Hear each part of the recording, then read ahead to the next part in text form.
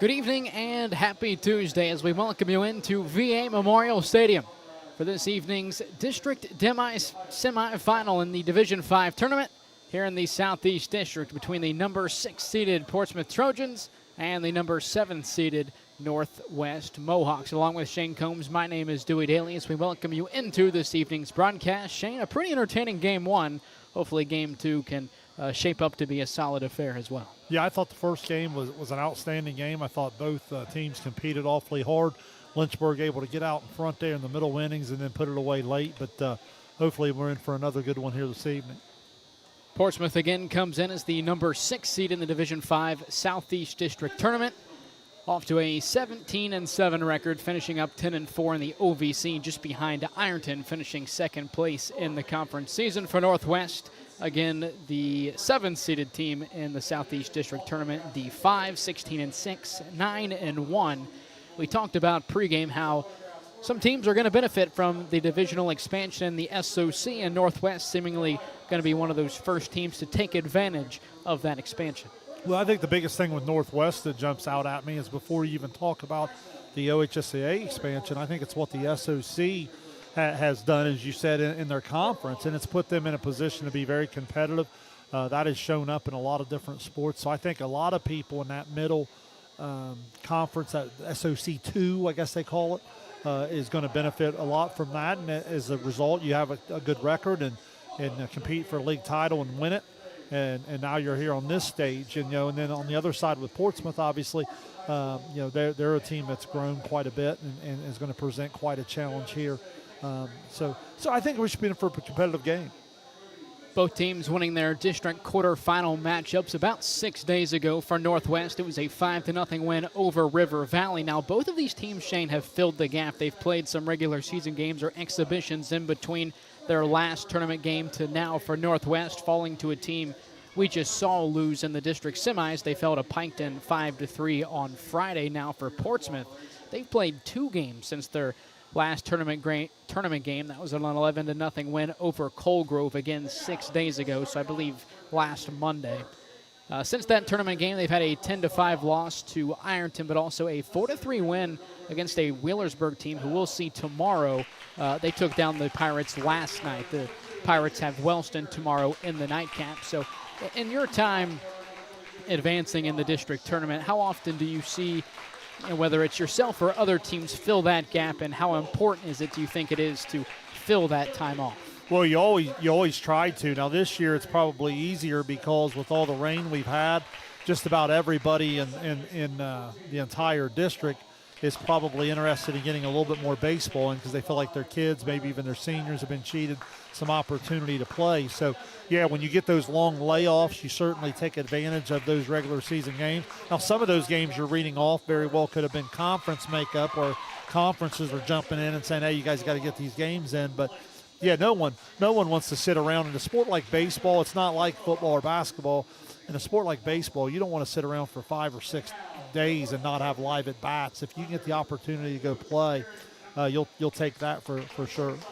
And Shane, the winner of our nightcap here this evening, Portsmouth and Northwest, they'll have Lynchburg Clay this Thursday down at OU, a 7 p.m. first pitch against the Mustangs, who, in a tough, gritty, wet, rainy game, came out on top. An impressive win for the Mustangs. Now, looking to this matchup, Portsmouth and Northwest have played this season. The Trojans took down the Mohawks in McDermott 17-0 back on May 14th. However, in Portsmouth's last 7 games, they're 4-3, losing to Ironton, as we mentioned, South Point and Fairland as well. So 3 league losses to South Point and Fairland. They beat them the first time around, so splitting the season series with both the Pointers and the Dragons. Now for Northwest, they've been riding the hot hand, a 4-4 start to the season. However, they've won 12 of their last 14 games with losses to Portsmouth and Piketon. So it seems like Northwest is playing their best baseball at the end of the season. Well, I certainly think so. Look, winning brings along confidence. As they got in the league play, they had a lot of success, as that 9-1 record would showcase. I would also say that where baseball's different than other sports is the pitching matchup can completely flip a game from first game to second game. A lot of times in basketball, unless you have an injury or so forth, or in football, unless you have an injury, this team versus this team gives you a pretty honest look at how those two teams match up. Where baseball can be really, really different is when you change the pitcher, you can change a matchup. And so you can see a lopsided score one time. You know, I've had situations throughout my career where we've literally lost by 15 to 20 runs the first time around. The second time around, beat that team. Yeah, and it all comes down to maybe a pitching matchup. So I wouldn't look too far into that particular score earlier in the year, but I certainly would look into how teams are playing of late. And I agree, Northwest brings in some confidence, I'm sure. Yeah, I can look back to my playing days and my senior year, the first time around against Zane Trace, I think we beat them 12 or 13 to nothing in 5 innings. And then the second time around, Coach Allen puts Ben Nichols out there and we get shut out. So it's just sometimes it's a matter of who's on the mound. And you kind of figure a mid-season non-conference game, maybe Northwest doesn't put their best guy out there. Maybe some of their top hitters are taking the afternoon off. You just never know. But you got to figure here in the district tournament, all hands are going to be on deck, and we're going to get the best of both teams here this evening. Well, and then also what you get sometimes in high school baseball is you get some depth of pitching, and those teams are able to compete pretty well in the non-league schedule, but you get them into a tournament setting, and they may not have that one elite arm. So that's the other thing that can happen sometimes too. So I always refer to it as the tournament lineup, you know, when you're able to throw your number one out there and put it behind. Now, the biggest challenge Lynchburg is going to give the winner of this game is they're going to have pretty elite arm waiting on them on Thursday, so it's going to be an uphill task. But first things first, we got to get a winner to that game on Thursday night. We'll quickly go through the pitching matchups for both of these teams. As in a way, they're polar opposites coming in to this evening's game. First, for the Northwest Mohawks, they're going to put their ace out there, Blake Fenton, number 27, for head coach Jason Nelson. This will be his 8th appearance of the season. He's got a 5-1 record. He's thrown 41 in the third innings, a 1.69 ERA with 31 strikeouts. So seemingly not a big strikeout guy, but a big ground ball guy, maybe a big fly ball guy as well down in McDermott. Now for the Portsmouth Trojans, they're going with sophomore Reed Click. This will just be his 7th appearance on the season. He's only thrown 10 innings, but in those 10 innings, a .7 ERA along with 6 strikeouts. So on one side of the ball, you have a player who leads their team in innings. On the other side, you have a guy who's been in the game 6 times and only thrown 10 innings, and is a sophomore as well, so an underclassman, although has been impressive in that small sample size. So it'll be interesting to see that matchup kind of shape out here tonight. Well, and again, what happens in high school baseball oftentimes is you play musical chairs to get one person on the mound. You start moving defenders all over the place. A lot of times when you see a young kid on the mound, sometimes that offers the best defensive alignment behind that young man that you can put out there. So that's another little chess match that coaches have to play. So that'll be something interesting to see early in the game if Northwest is able to get Click in play to see how the Portsmouth defense lines up behind him. He's played in 6 games, has 6 pitching appearances, so the only time he's been on the varsity field is on the mound. And you see that from time to time, maybe guys that spend a majority of the season on the JV team, but when their spot in the rotation comes around, they get the call up and head to the varsity to, in his case, it seems like has been more of a relief guy with 10 innings and 6 appearances, but he's going to get the start and what I assume is one of the bigger starts in his young career as a sophomore in the district semifinal round. Well, no question about that, and you're right. I think the bigger the division, the bigger the school, the bigger the enrollment, you might find it just a little bit more, but it is kind of unique when you're in that D5, D6, D7 level. You get that specialty young man on the mound, and obviously he has one job to do, and is going to come out and try to throw strikes for his team and hope the defense is up to the challenge behind him. We'll start with the Northwest Mohawks batting lineup. They'll be the visiting team for us here this afternoon. Leading things off for head coach Jason Nelson, center fielder Peyton Bell. After that, right fielder Chase Kingery, left fielder Levi Shepard, first baseman Andrew Nichols, catcher Austin Smith, second baseman Peyton Wolf, third baseman Brevin Staggs, designated hitter Jake Hiles, and shortstop Braxton Burris. One other note I did want to make is that neither pitcher is batting, so the DH on both sides is hitting for their pitcher. Defensively for the Trojans, behind Reed Click. In the outfield from left to right, JT Williams, Cameron Williams, and Braxton Carr. In the infield around the horn, Nick Copley, Jacob Roth, Malachi Loper, and Preston Krebs at first base, and behind the plate, Trevin Brooks. Offensively, look for Brooks. He leads the Trojans in a handful of categories, batting average, doubles, and RBI. He's been outstanding for the Trojans this season. Yeah, it should be a pretty balanced attack up and down the lineup for Portsmouth. Pretty athletic group from what I understand.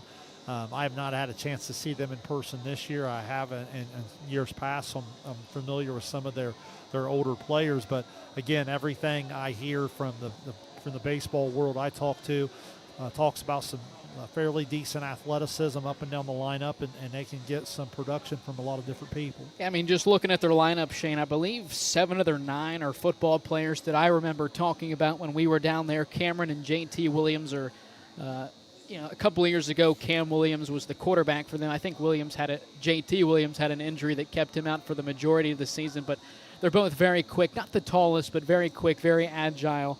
Trevin Brooks, the tight end for them, does a lot in the run game, but also able to catch passes as well. And Malachi Loper, one of the better kickers in the football side of things here in the Southeast. So a lot of dual sport and even 3-sport guys here for the Trojans. Well, we talked about that in the first game too. It's not coincidence when you get to this level and you start to see some of these athletes, how they impact multiple programs for their school.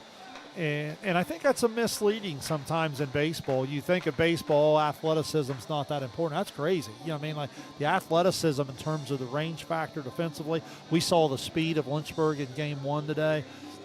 Athleticism goes a long way in impacting a baseball game in a lot of different areas. So about set to get going here in Chillicothe. Portsmouth and Northwest with a trip to this Thursday's district final on the line. They'll have Lynchburg Clay.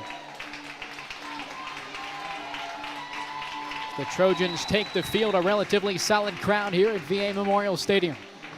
And something we didn't even talk about in game 1 are all the renovations that have happened over the last handful of months here in Chillicothe. If you just look at our last live stream, which I believe was West Union and Fairfield, I believe, were the 2 teams that played in that one. Off the top of my head, I can't remember. It wasn't a very memorable game. It was 25-1, but it was the last game we did here in Chillicothe, and there was still the orange temporary fence up around the outfield wall, and none of the wall was painted blue. It was still all the old green, so just in time for this Thursday's home opener for the Chillicothe Paints. Yeah, it looks great. The new turf we talked about a little bit in the first game seems to have a little bit more of that bounce to it, that trampoline effect, but just a sharp collar scheme, and the new wall out there looks terrific. Sponsorships go up.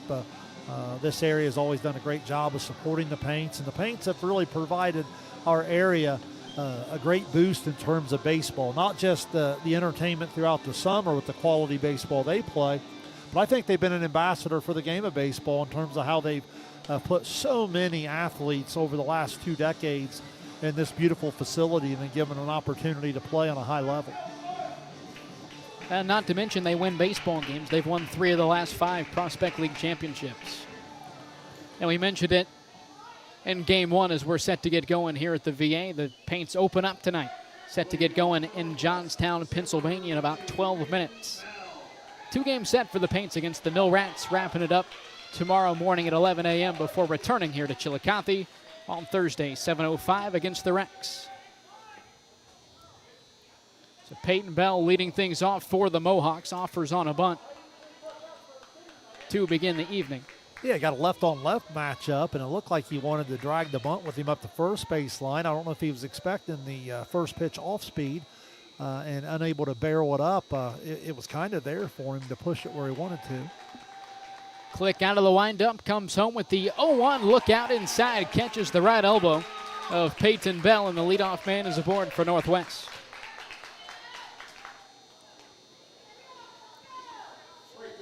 Yeah, back-to-back off speed. Wanted to bunt the first one, not successful. The second one, he kind of crowds played a little bit. And any way you can, get that leadoff man on there. Great opportunity for Northwest here in the opening inning. So now the right fielder, Chase Kingry.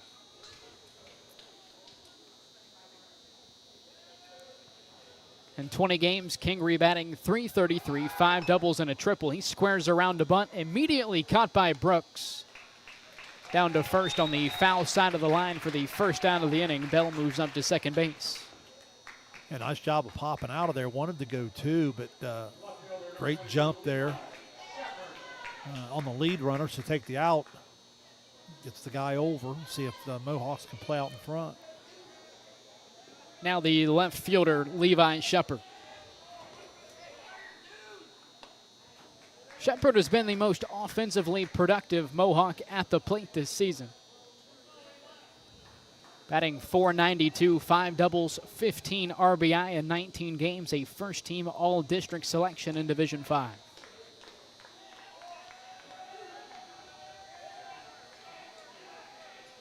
1-0 from Click. This one popped up. Shallow right center, Williams moving to his left, makes the grab, 2 away. Yeah, big out there in the 3-hole, gets the fly ball, and now with 2 outs and the 4-hole up, you have first base open. See how they go about attacking the 4-hole hitter. Andrew Nichols, a second-team all-district selection. .397 average, 8 doubles, 2 triples, 2 home runs, and 20 RBI. He's had an outstanding spring. Loud strike number 1. Shows a little bit of the power he possesses, though, going the opposite way. Hit that thing all the way down into the corner, over top of the bullpen.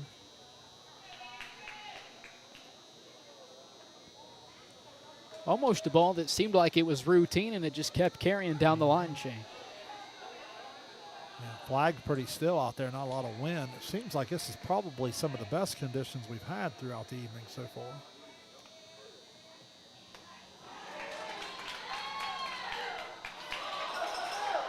Oh, he was sliding back in on the catcher came up throwing on the 1-hop, and as he slid back in, he knocked the ball into right field, gets up, takes advantage of it, and comes over to third. Good hustle.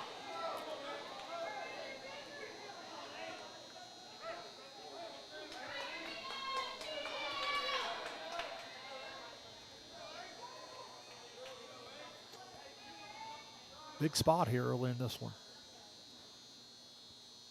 0-2 to Nichols, down low.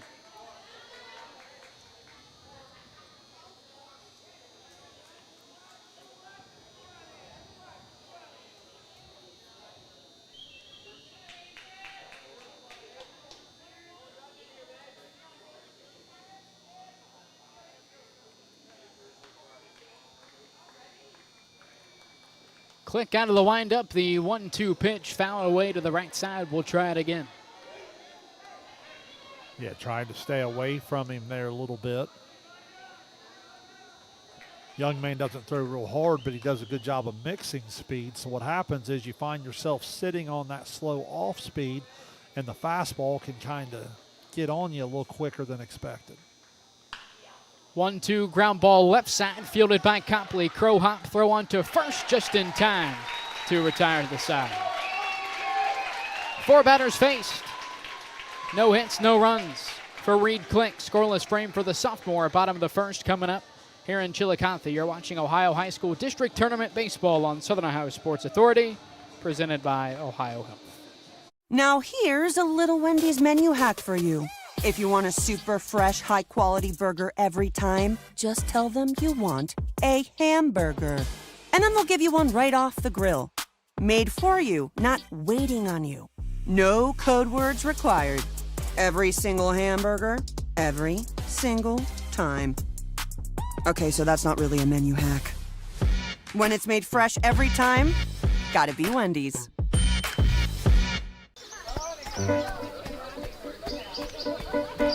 Mark. 6 months of training. 8 miles to go. A 3-way tie for almost last place. And 3 years since he and his team at Ohio Health left cancer in the dust.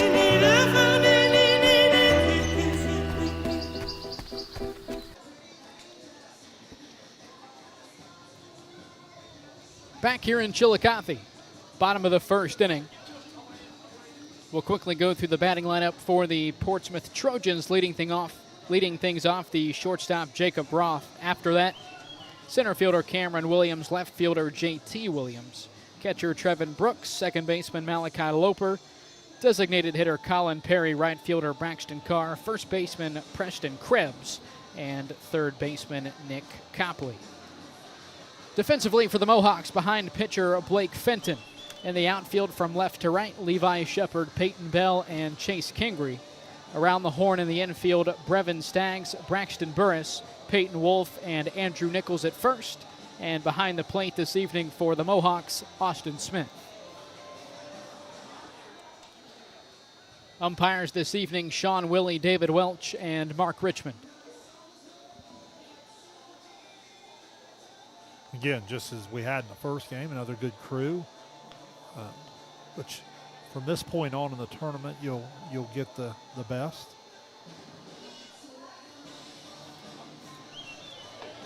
One runner left on base and in scoring position in the first inning for Northwest as well.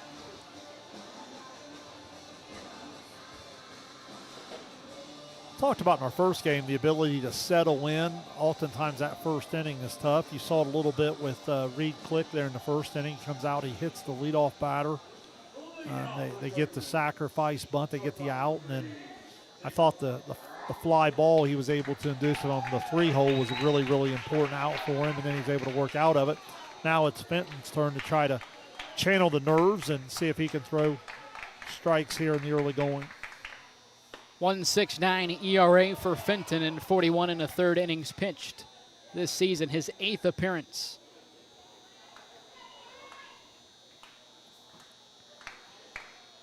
Jacob Roth to lead things off, 1-0 the count to the junior. Check swing, no appeal, 2 balls and no strikes to Roth. 4.29 average, 6 doubles, does have a triple along with 24 RBI. Outstanding junior campaign thus far. 2-0 from Fenton. Breaking ball, a called strike, 2-1.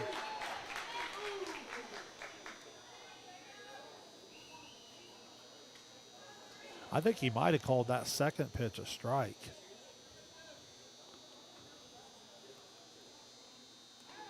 Two-one off the plate outside. Let's see if he signals here. I think I'd evened it up at 2. Let's see if he puts that up here. So 2-2 the count to the batter, so he must have offered on that second pitch. 2-2 on the way, just off the outside corner. The count is now full. Yeah, Fenton trying to work that outer half, just misses. Now on the 3-2 pitch, certainly don't want to lose the leadoff man. Let's see if he comes in more center cut. 3-2 on the way from Fenton. It's fouled away. Jacob Roth staying alive, leading things off here in the first for the Trojans. Portsmouth under head coach Aaron Duncan. No stranger to the district ground. 3-2 upstairs, a leadoff walk for Roth. Yeah, Portsmouth has really come on strong last 5-6 years. They have a real nice facility down there. It's very similar to the one in Piketon, I believe.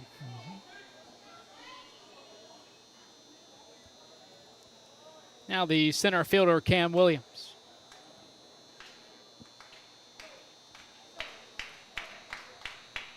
Williams squares around to bunt from behind the plate. Smith grabs it, aeromails it to first base and into right field. Roth looking to go all the way home. Kingry's throw from right is not in time. Head first slide, it's 1-0 Portsmouth. Now Williams around third. He will be tagged out.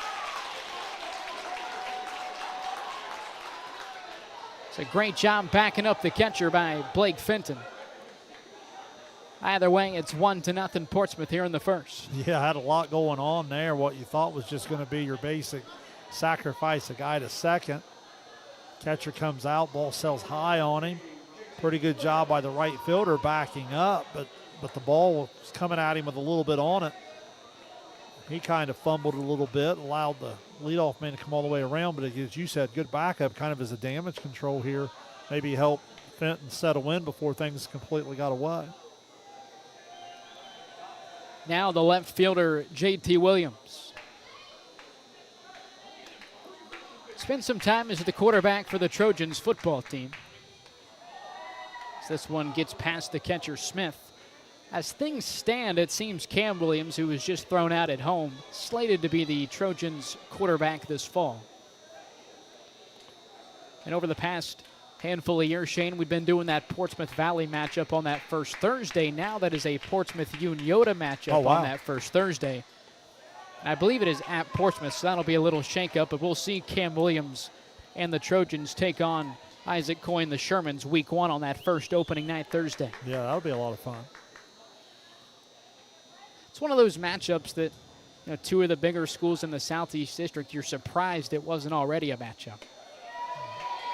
4-pitch walk for Williams. Second of the inning for Fenton. Tough start for Northwest here. You had 2 walks and 2 errors. I think on that play you had the throwing error down the line, and then I think they had a second error maybe on the fumble on the backup error. But, yeah, Fenton just having trouble settling in with the strike zone here. Now the junior Trevin Brooks.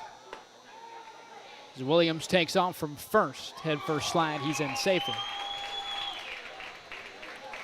Brooks has been dangerous this season. 24 games, he's batted .483, 10 doubles, and 28 RBI. He leads the Trojans in all 3 categories. The junior also with a triple to his name this season.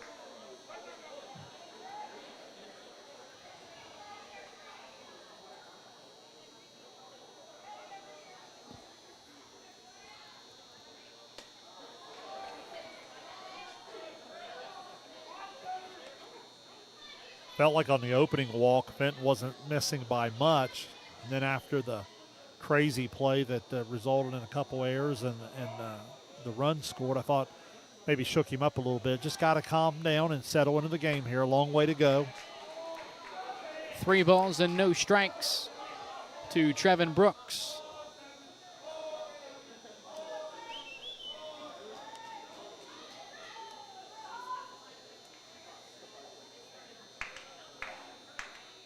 .30 misses upstairs, the 3rd walk of the inning for Blake Fenton.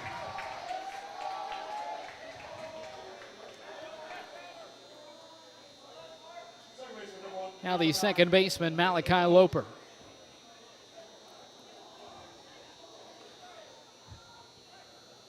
Loper, formerly a Portsmouth Clay Panther, made the move to Portsmouth prior to the fall sports season of 2023.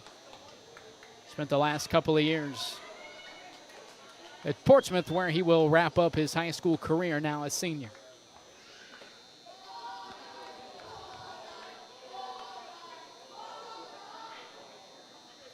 Shane, I believe that is 9 straight balls from Fenton. Yeah, just kind of messing up and in a way just getting himself out of line there a little bit. There's a good one.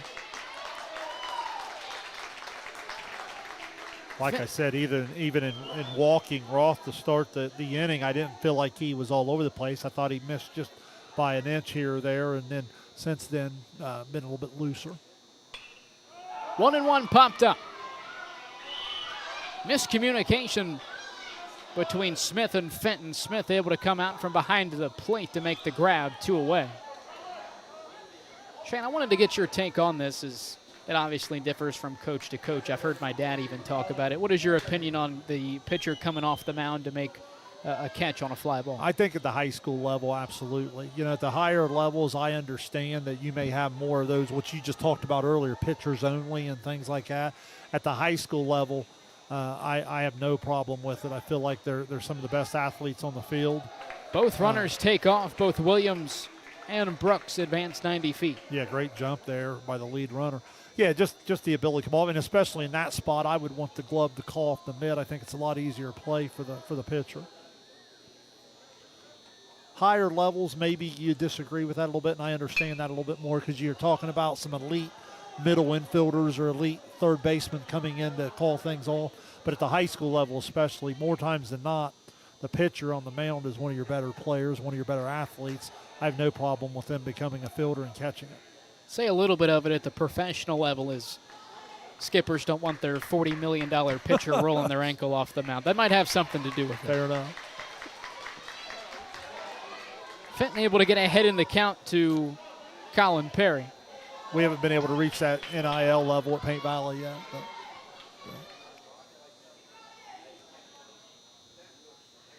Oh, And this one off the dome. That'll load the paces as Colin Perry is hit by the pitch. the first instinct is always to ask the umpire if he leaned into it, but really if it's not over the plate, especially on the curveball, you're not going to get that call. You have to get the Paxton to maybe throw in some money, maybe bring some players down the Bainbridge. This one gets past the catcher Smith. Williams in from third. It's 2-0. Yeah, three walks, a hit batter, a stolen base, 2 errors, and a wild pitch. Just again, Northwest doing a lot of it to themselves. And to Portsmouth credit, they're playing hard and capitalizing, and there's another example of it. 1-0 to the right fielder, senior Braxton Carr. 378 average in 24 games, 7 RBI, does not have an extra base hit this season.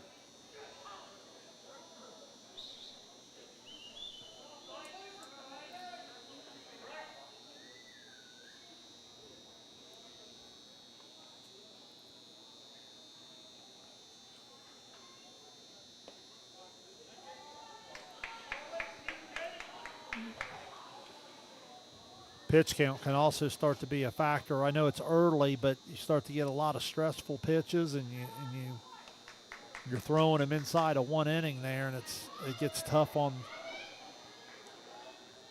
the pitcher to stay strong, especially throughout the outing.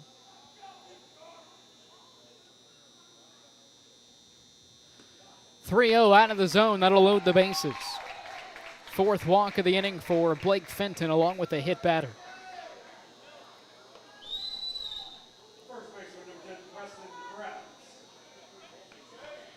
Well, here's what you got to tell yourself if you're Blake Fenton is it's just a 2-0 game. I know it seems like the quicksand thing where you feel like it's getting away from you, but at the end of the day, it's just 2 runs, and the only stat that matters is the 2 runs on the board. So calm yourself down here, get your breathing, get the heart rate settled, make yourself a pitch, and allow your team to settle into the game here down just 2-0. No, Shane, you brought it up, so I'll kind of ride with it a little bit. It's been going on, I think we're on the heels of the 3rd full season of it. What is your opinion on NIL at the college level? I'm probably not one that loves it. I've always felt like the scholarship was a pretty big deal. I had no problem with them increasing some scholarships and some different things. I'm not a huge fan of it. I realize that it's certainly a business, especially in the football, basketball realm. I understand the business side of it. I don't love it though, but I understand that's the way we're going, and it's going to become the new norm, and we're just going to have to all adjust. I think what you're seeing is it's not for some coaches. I think you've seen some coaches step away from Nick it. Saban, absolutely. I mean, right out the door. Jay Wright and some people like that. I've been there at Virginia. I think I certainly understand it. I respect it. And but yeah, if you're just asking my opinion, I don't love it. Like I said, I always felt like the scholar. Here's the thing. I can remember playing some college sports. Gosh, I'm dating myself now, 25, 30 years ago, where, what you get for meal money on a weekend and some different things like that. I have a hard time believing that some of those guys are going hungry. 2-1 pitch gets past the catcher Austin Smith. Another run will come home to score for Portsmouth. It's 3-0. Yeah, now it's danger time a little bit for Northwest here. Like I said, the 2 or 3-0 doesn't feel like it's something you can't overcome. You start letting them post the 5 spot here with a hit, and it's going to be an uphill battle. I will say it is kind of hard to imagine as an athlete you want more than, the free $60,000 education you're going to get. Right. Well, and but then again, not everybody is there for all 4 right. years, Well, so it makes it a little different. I was going to say, unfortunately, the educational part's probably not, the head of the business. The one thing I will say I do enjoy about it is the payoff pitch on the way from Fenton misses out of the zone. That'll load the bases again with 2 outs. The one thing I do enjoy about it to a certain extent is that you're seeing some more teams that maybe 10 years ago, Indiana, for example, you wouldn't even imagine them making the playoffs. Now, I know it has expanded to 12, but still, you wouldn't have expected 10 years ago for Indiana to be a top 15 team in the NCAA, but now that is something you see. Similar, I know Colorado didn't quite reach that level, but for them to land superstar talents such as Travis Hunter, Shadur Sanders, that's not something you would have expected to see 10 years ago. I think NIL maybe allows for these teams that are in bigger cities that maybe haven't been quite as prominent to land larger athletes. You could see UCLA, some of those West Coast teams, USC, land some more players that could get them back into the heat of the battle in the playoff situation currently in the NCAA. Well, I agree with you there, and it's like anything else. I mean, once things change, people who adapt and people who look to see how they can use things for their advantage are going to be the most successful, and some of those schools you mentioned certainly have done that. Bottom of the order now for the Trojans. Inside, look out. Off the helmet of Nick Copley, that'll bring a runner home. Copley, at least for his troubles, will get an RBI, but a bit shaken up after the play. Couldn't tell. Certainly caught some helmet. I couldn't tell if it got some of him right there on the ear flap or not.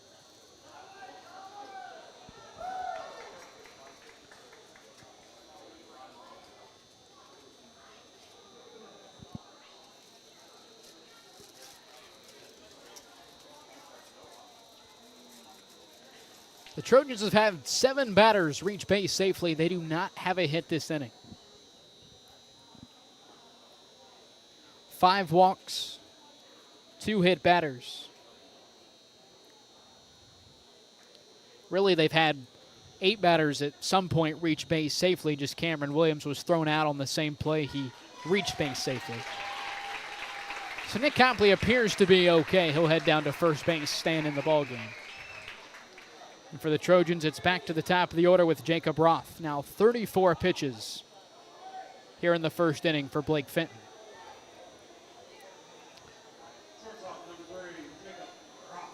Fenton been their workhorse throughout the year.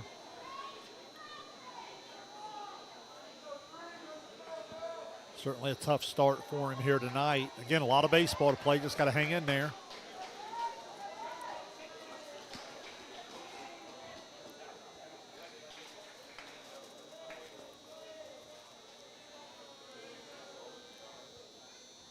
So the Trojans begin their second time through the order. Jacob Roth walked and came around to score to begin the inning for the Trojans.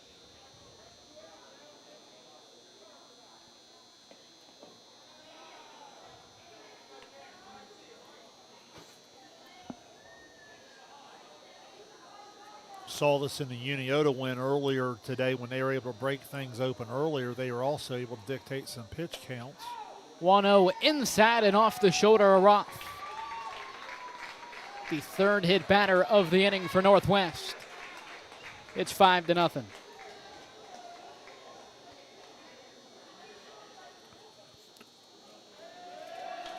Pitching change here. I can go ahead and tell some of our listeners that Uniota jumped out on New Lex today. Had big hits from Perkins and Ratliff. Long had a sacrifice fly, Speakman with a triple. The big blow came when Keegan Snyder had a bases loaded triple. They break things open. They were able to get Perkins out of there at 45 pitches, so he'll be back on Thursday. So both Perkins and Sanders for Uniota will be available on Thursday as they beat New Lex 11-0. Now, Dewey, we had asked about the Westfall Logan Elm game. I thought John Bruce told me in between our games here that they were currently in a rain delay over at Logan. The winner of that would be, so you could have an all-SVC final if Westfall was able to come out victorious there. Obviously, Logan Elm's a solid baseball team, but I have not heard a final on the Westfall Logan Elm game, which was the second game at Logan today.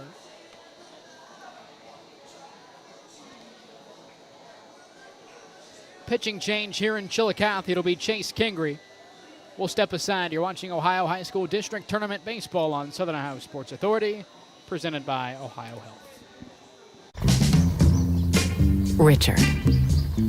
Countless nights in the garage. 8 shiny new pistons, 1 very happy 16-year-old granddaughter, and 2 years since starting cancer treatment at Ohio Health.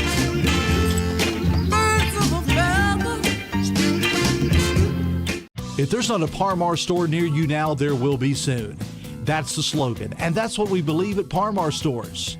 From groceries to gas and all the other stuff you need, Par Mar has it. Download the Par Mar app for even more savings, and don't forget the Par Mar rewards card too. We also believe in being a big part of your community, so look for us at the ball game or wherever you are. Shop us today, like us on Facebook, Instagram, Twitter, and remember, if there's not a Par Mar store near you now, there will be soon. Back here in Chillicothe, Chase Kingery onto the mound for the Mohawks.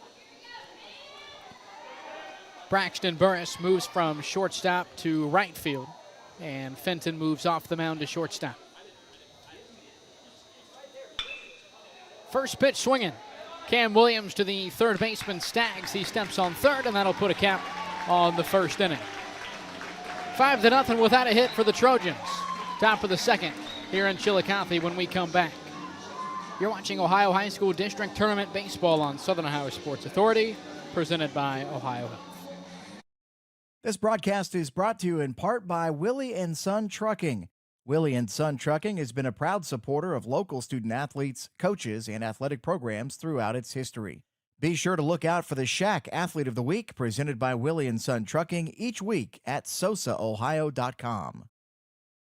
Since 1853, Tomlinson Insurance has been protecting families, farms, and businesses in our community. As an independent agency, we offer personalized coverage for your auto, home, farm, and business, plus health and life insurance too. And we proudly partner with Erie Insurance to give you peace of mind with reliable coverage at competitive rates. Tomlinson Insurance. Let our history be your future. Call us today at 740-773-4181 or visit us at tomlinsonins.com.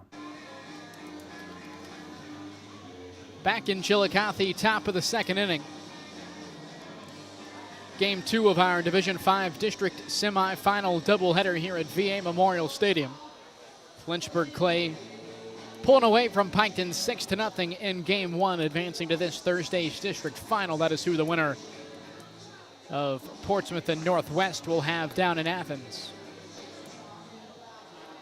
4 batters faced in the first inning for sophomore Reed Click. Hit the first batter he faced, but retired the next 3.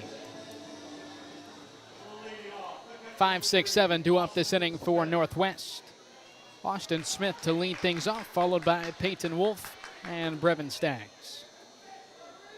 Yeah, starts with some base runners, a lot of baseball to play. You just want to try to, you don't have to get them all back at once. Just want to try to dent into the scoreboard here a little bit. Wolf with a .309 average, 4 extra base hits. First pitch to him, a breaking ball out of the zone, 1-0.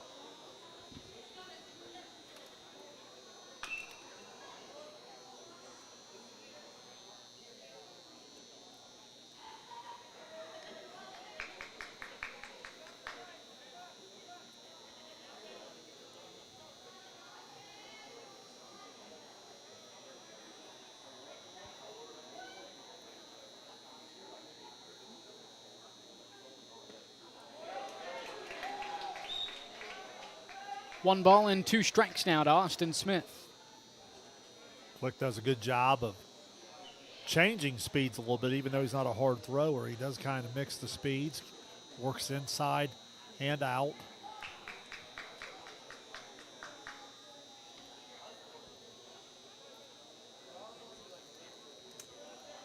Oftentimes the key is being a little bit more patient. You know, a lot of times the guy that doesn't throw very hard, the ball looks so inviting out of his hands. What makes him so good is he gets you to chase his pitch. 2-2 on the way, popped up. Shallow right center, Carr giving chase, makes the athletic grab on the run for the first down of the inning. Outstanding range. We have such a great seat. We're spoiled rotten up here at the VA with the great viewpoint that you and I get to call the game. Off the bat, that looked like that looked like more of a center field ball, and to see the athleticism coming from right field, again, we talked about it. Whenever you have great outfield defense, it's a huge, huge advantage in this ballpark.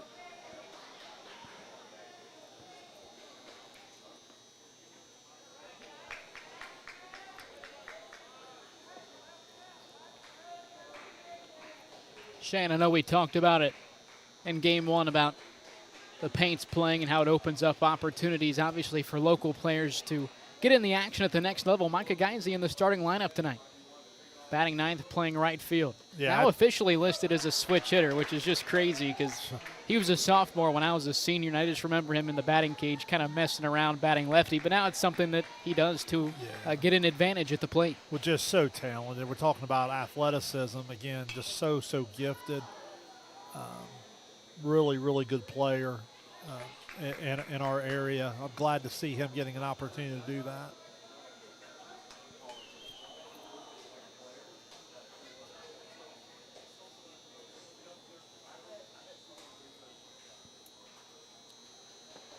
Clint comes home with a breaking ball, called strike 3, 2 away.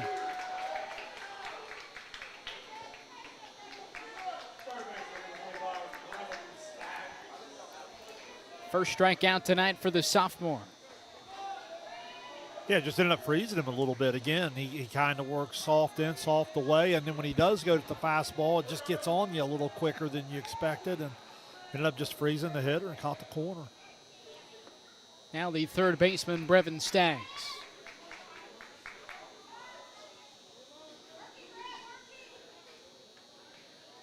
Staggs, a .250 hitter. 3 extra base hits, 2 doubles, 1 triple.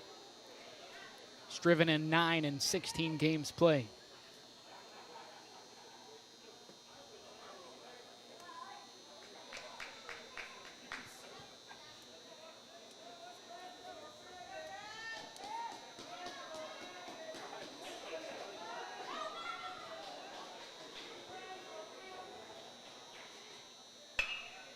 .2-0 to Staggs, blooped into shallow center field. Coming in is Williams, and it's a 1-2-3 inning for the Trojans.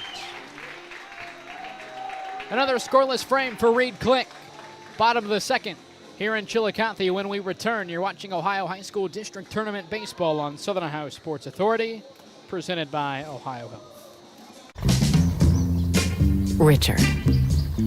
Countless nights in the garage. 8 shiny new pistons.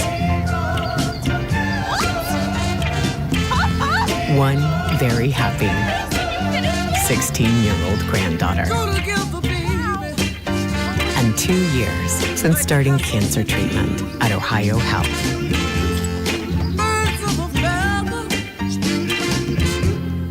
If there's not a Par-Mar store near you now, there will be soon. That's the slogan, and that's what we believe at Par-Mar stores. From groceries to gas and all the other stuff you need, Par-Mar has it. Download the Par-Mar app for even more savings, and don't forget the Par-Mar Rewards Card too. We also believe in being a big part of your community, so look for us at the ball game or wherever you are. Shop us today, like us on Facebook, Instagram, Twitter, and remember, if there's not a Par-Mar store near you now, there will be soon. Back here in Chillicothe, 3-4-5 the due up for the Trojans. It's JT Williams, Trevin Brooks, and Malachi Loper. So the meat of the order due up for Portsmouth, Shane, and it's a team the first time through the order we didn't really see the Trojans be challenged by a strike-throwing pitcher, so it'll be interesting to see if they actually have to take the bat off their shoulder, if they have to put the ball in play here. Well, I was impressed with their approach. They didn't try to do too much. A lot of times you'll see some kids get a little over-aggressive on a 2-0 pitch. They were willing to take. They were willing to wear some inside pitches and run the bases hard, and as a result, able to get five runs out of it.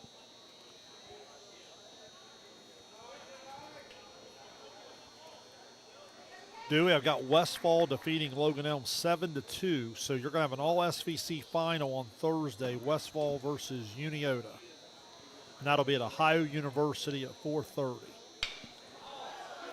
This one shot into left center field. Bell giving chase, but he's not going to get there. Leadoff base knock for JT Williams.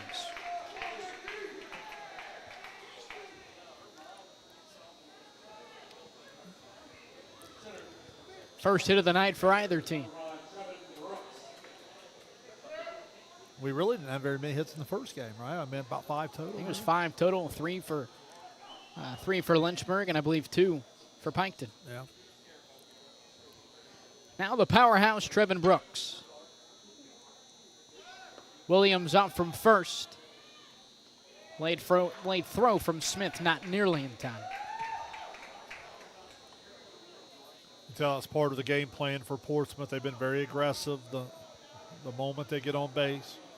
Especially these Williams brothers. Just seeing them on the football field the last couple of years, these guys can run.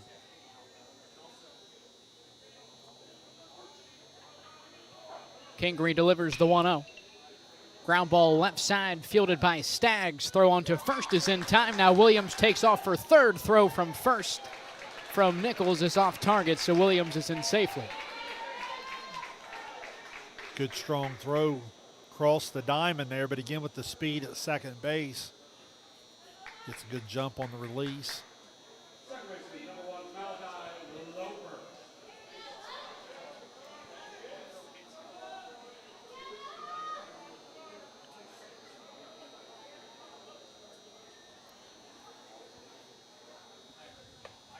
Malachi Loper walked the first time around. Now Williams nearly halfway down the line. Smith able to recover, keep Williams at bay. Yeah, we talked about athleticism earlier, and you want to know if it matters. All you got to do is watch an inning like this and just watch how this young man's speed on the bases has just caused all kinds of problems for Northwest this inning. Kingery now the 1-0 ground ball left side, but just foul. Loper, a district special mention, .338 average, has 3 doubles, and he's driven in 20.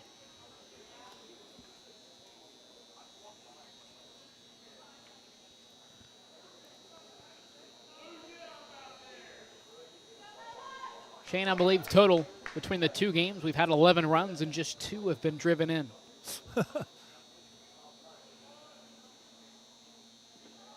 1-1 misses in the turf, but also it's kind of a testament to the conditions here this afternoon. It is, but it also goes back to, like, man, sometimes we make this game way harder than it needs to be. We think of all of these incredible things we need to do, when in reality all you need to do is, like, throw strikes and make routine plays.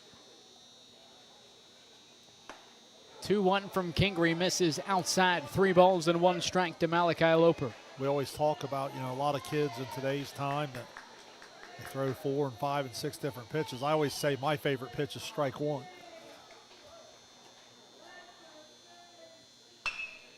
(3-1) pop to left field. Shepard moving over, makes the grab. Williams tagging from third. Throw in from left field, not nearly in time. It's 6-0.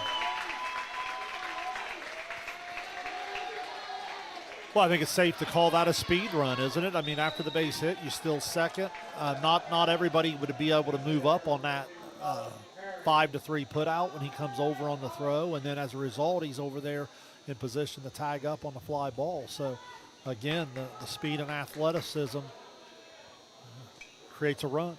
21st RBI of the season for Malachi Loper.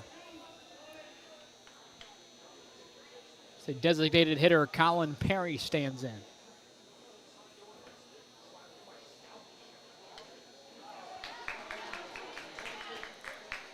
Kingery ahead in the count, 0-2 to Perry. So far, Kingery's been able to attack the zone a little bit.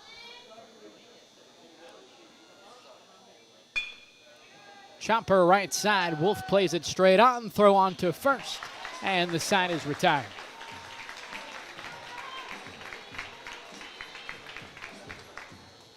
The Trojans add on one more. It's 6-0. Top of the third inning coming up here in Chillicothe. 8-9-1 due up for the Mohawks. You're watching Ohio High School District Tournament Baseball on Southern Ohio Sports Authority, presented by Ohio. Now here's a little Wendy's menu hack for you. If you want a super fresh, high-quality burger every time, just tell them you want a hamburger. And then they'll give you one right off the grill. Made for you, not waiting on you. No code words required. Every single hamburger, every single time. time. Okay, so that's not really a menu hack. When it's made fresh every time, gotta be Wendy's.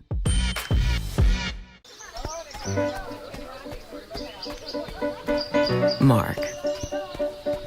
6 months of training. 8 miles to go. A 3-way tie for almost last place. And 3 years since he and his team at Ohio Health left cancer in the dust.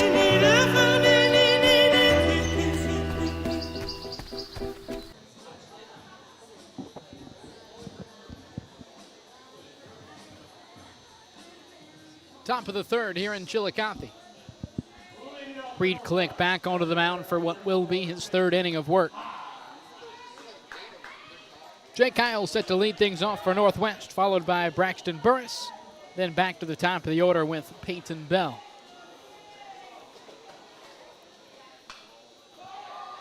Kyle's first pitch swinging. Popped up right side of the infield off the mound. Reed Click makes the play, one away. See, there's another pitcher catching a fly ball for you. But in all seriousness, there's a great spot there where that ball, at this level too, the fly balls are not hit with the same height as sometimes a major league hitter may hit them with. So the ability for a first baseman to come all the way in and make that play would be far more difficult. Now the shortstop, Braxton Burris.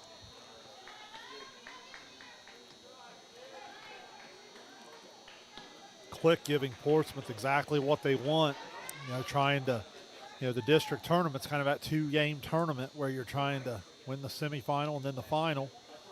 And he's given them some great innings here, throwing no-hit baseball, which allows, looking at their stat sheet there, I assume Leland Skurlock, 53 innings pitched, I assume would be the arm that they would like to save to the district championship. Again, just that's me going off statistics there maybe. I know Roth throws a little bit for him as well. And they're going to need it. They're going to need it. It's a Lynchburg Clay team that maybe not the best example today, but swings the bat extraordinarily well.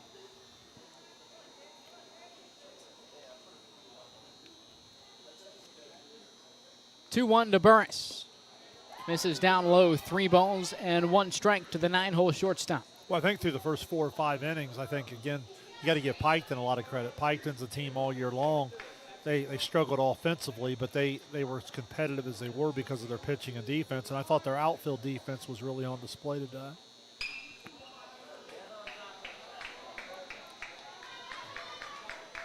Full count now for Braxton Burris.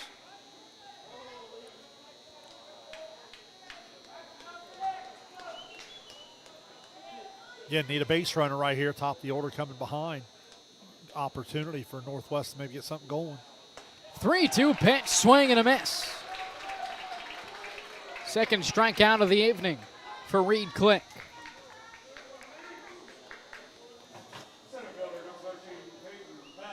Big out there. Now you got 2 outs, nobody on. It kind of splits the top of the order here a little bit. If Northwest is going to get something from the top of its order, they're going to have to do it with 2 outs. If not, it's going to kind of split the order going into the to the next inning.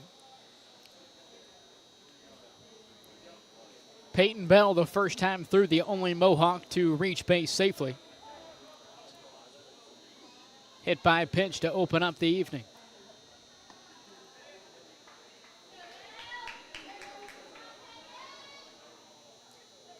Yeah, to start the game, he was looking to drag bunt on an inside pitch, and then that second pitch is the one that hit him. 400 batting average, 5 doubles.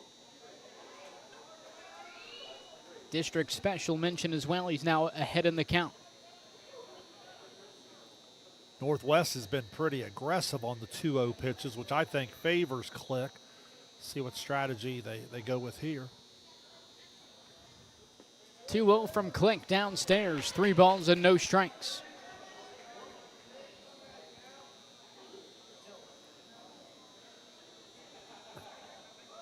Assume he'd be taking all the way here.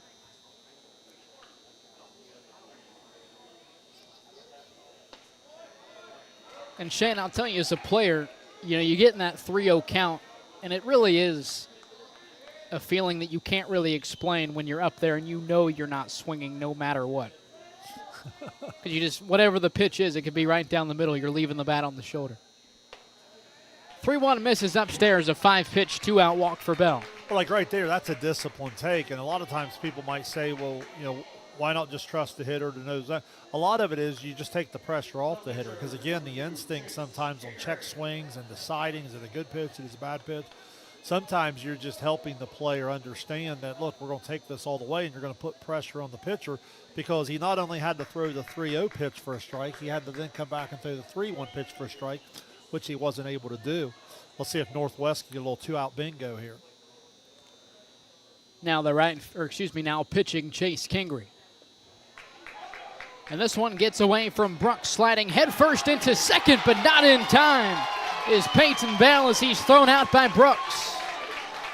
Bit of a late throw by the junior, but doesn't matter. Had enough firepower to get it in there in time for the 3rd out of the inning. Big time throw. Another scoreless frame for the Trojans. They lead 6-0. Bottom of the 3rd coming up here in Chillicothe. You're watching Ohio High School District Tournament Baseball on Southern Ohio Sports Authority, presented by Ohio Health. Hey everyone, Mike Glockner. I'm Brandon Callahan. Of the all-new Chrysler Dodge Jeep Ram Service Center in Portsmouth, Ohio. We have a $39.95 oil change special going on right now. That includes a free tire rotation and free multi-point inspection. Schedule your appointment online at glocknercdjr@portsmouth.com. Glo Fiber is now in Ohio. And with gig speed fiber internet, we're keeping things real. As in real reliable speeds. Real people who really want to talk to you. Not to mention, real simple pricing. Switch to Glo Fiber today to get real fast, real reliable fiber internet and your first month free. Glo Fiber is here. Welcome to Glo Ohio. Call 1-833-WANT-GLOW or visit glowfiber.com to switch today.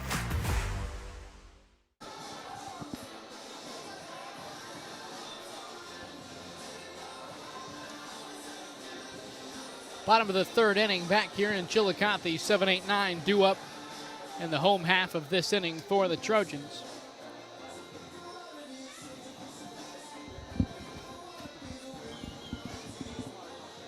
Braxton Carr to lead things off, followed by Preston Krebs and Nick Cobley. If you're Portsmouth, you don't want to let the offense go to sleep here. You have a tendency to do that sometimes when you build a decent lead in the early innings. Carr squares around a bunt up the 3rd baseline, and it'll stay fair. What an outstanding leadoff bunt single for the right fielder, Braxton Carr. It's like TJ Friedel out there.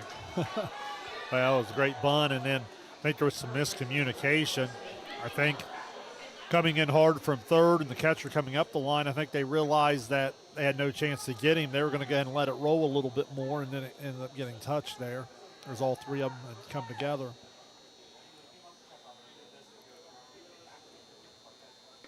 So for the 3rd consecutive inning, the leadoff man is aboard for Portsmouth. And Shane, it goes without saying, but just how important is it to get that leadoff man aboard? Well, it changes the whole inning, because from a strategy standpoint, even your best high school teams, the arms aren't the same as at the higher level. So, it brings all the bunt plays into play. It brings your speed game into play. A lot of times, even getting a 1-out guy on, it makes it a harder decision as a coach to bunt him over, because now you're giving up the 2nd out. So like right there, you see a hit and run opportunity. You open the entire, I guess to use a football analogy, you open the entire playbook, so to speak, when you get the leadoff guy on. You bring the coach into play a bunch. 1-1 to Preston Krebs. Krebs sawed off right back to the mound. Kingery off the right, throw on to first is in time, 1 away.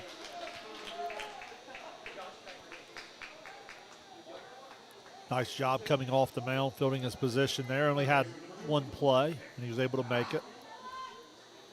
Seems like we've had an above average amount of PFPs today.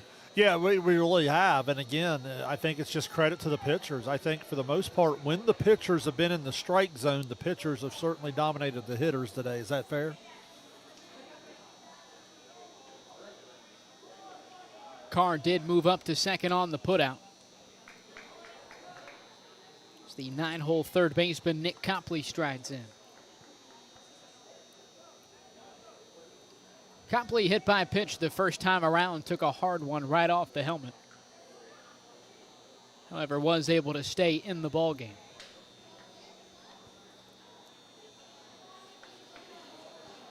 I got looking down through Portsmouth stat sheet. They've had quite a pitching staff this year. They've had several arms throw the ball real well for them.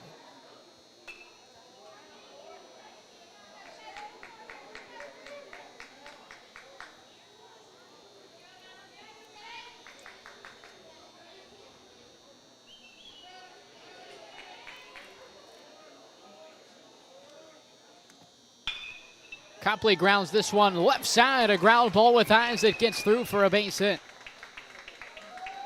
Shepard runs it in from left field. Runners on the corners with just one out here in the third inning.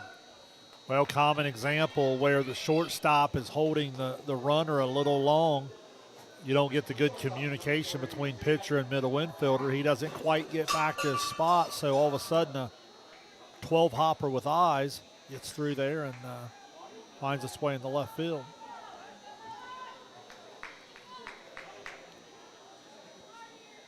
Back to the top of the lineup for the Trojans now. Runners on the corners, one out.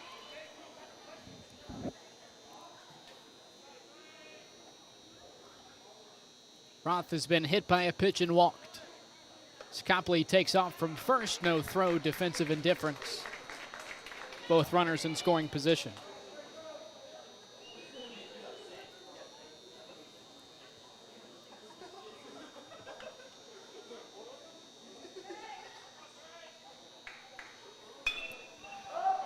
Roth pops this one up. Straight away right field, Burris makes the grab. Throw home, not in time, tagging from third. So Braxton Carr at 7-0. Not a bad throw there, just ball hit with enough depth to get the run in. And again, Portsmouth playing a little add-on.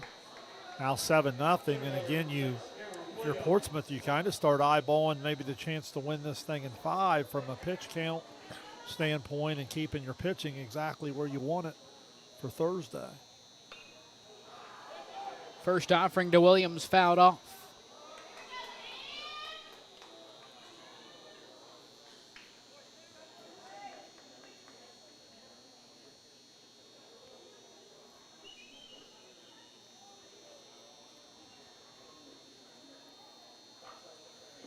Williams shows bunt, but able to pull it back in time, 1-1.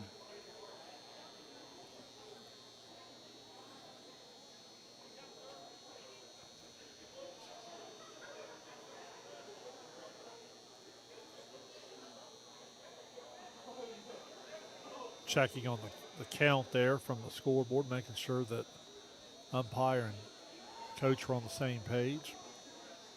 So 1 ball and 1 strike to Cameron Williams.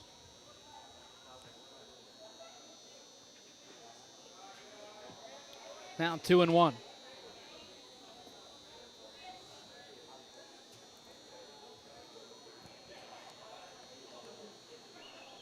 Good speed in the box, so even with 2 outs, a hit of any kind will get the run in. 2-1, a cold strike. That'll even it up at 2-2.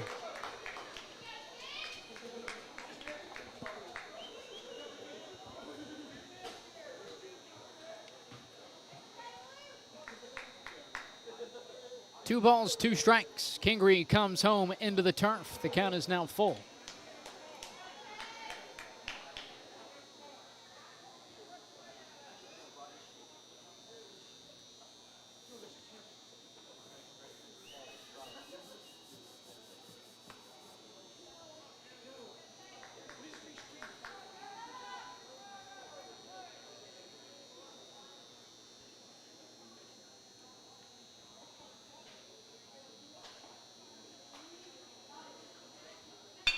3-2 pitch up the middle and into center field for a 2-out RBI single.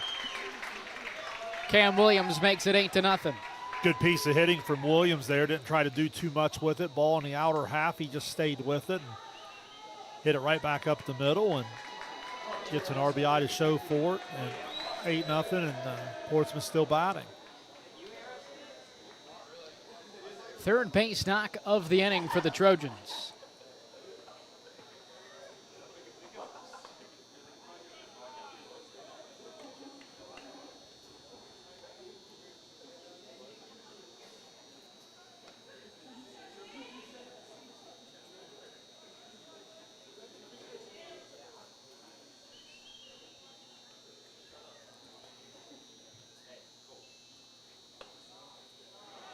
One-0 gets away from Smith. Williams up to second.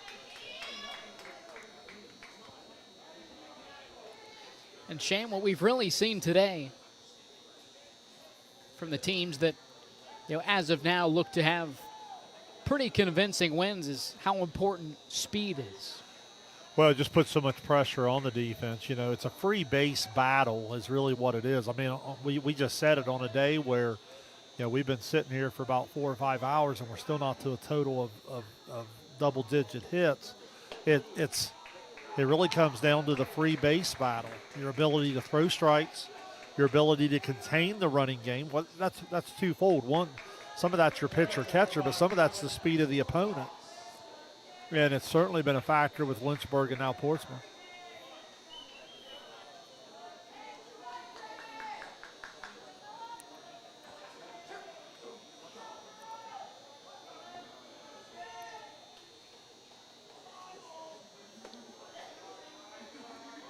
Now the catcher, Trevin Brooks. 0 for 1, walked in the first inning.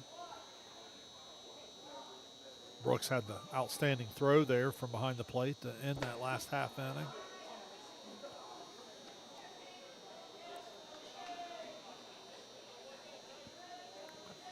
Quite a bit coming back for this Portsmouth team as well, including Brooks, just a junior, with his first team all-district selection. Terrific all-around player.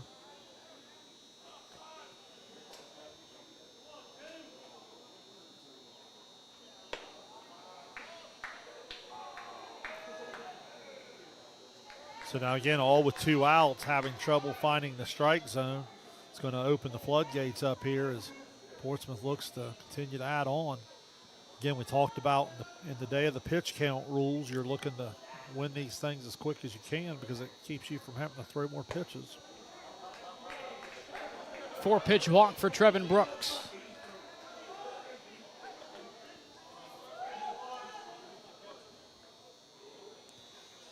Ducks on the pond with 2 outs for the Trojans.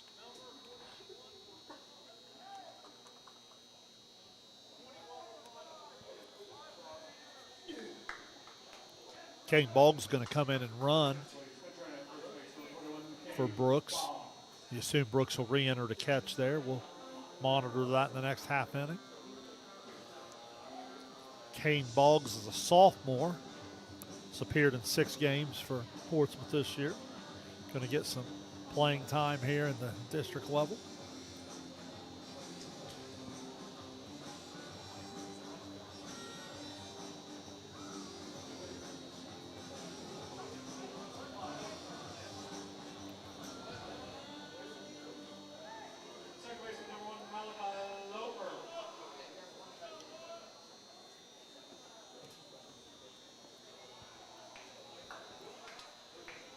So Malachi Loper stands in, bases loaded, 2 outs.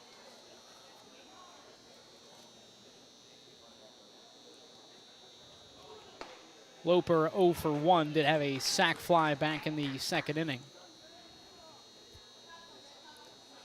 Big called strike there, probably taking till he got a strike, so now that evens the count at 1-1.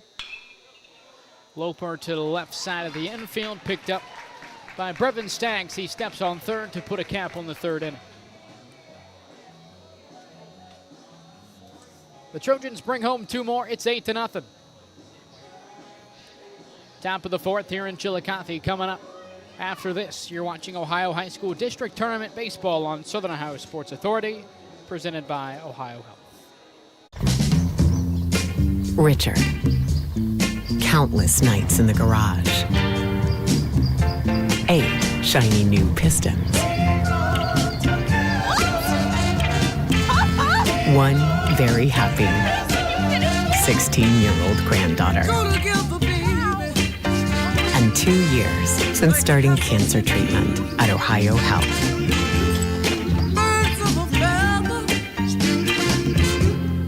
If there's not a Par Mar store near you now, there will be soon.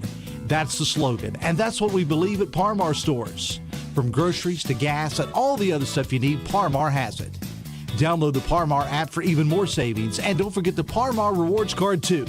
We also believe in being a big part of your community, so look for us at the ball game or wherever you are. Shop us today, like us on Facebook, Instagram, Twitter, and remember, if there's not a Par Mar store near you now, there will be soon.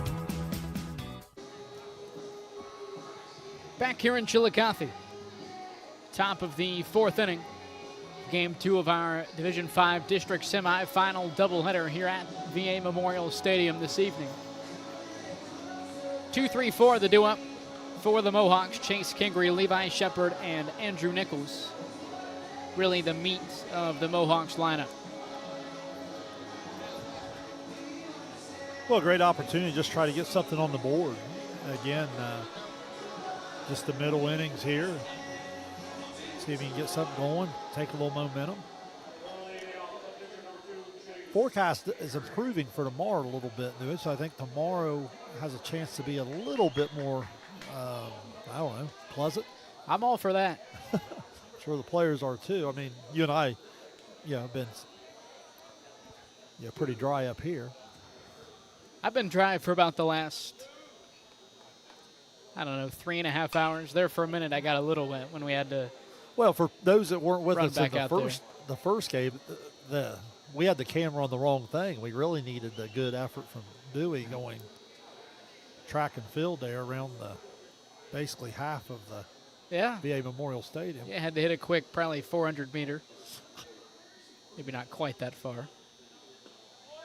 Yeah, there was 3 broadcast teams streaming game number 1, and with all the wireless, connectors and our dual band, they started to mix up with one another. We were receiving another company's broadcast feed through our feed. So I had to run out to center field, which if you've ever been to VA Memorial Stadium, running out there is not too easy. I've always wished there was a gate out there so I could just, run right up through center field, but you got to take the scenic route, go all the way around. Got a little wet, got a little dirty, but we got it figured out. Well, and then they went 5 minutes early on the first pitch on you. I walked out, I asked John Bruce, I said, John, are they going to start this game at 4 o'clock? I figured it's district stuff. They got to start it right on time. He said, absolutely. I'm walking back in, there's an out on the board. Got about a 3:56 start. It's all right. That's okay. We got up here, we got caught up, and we sat in for a pretty solid baseball game.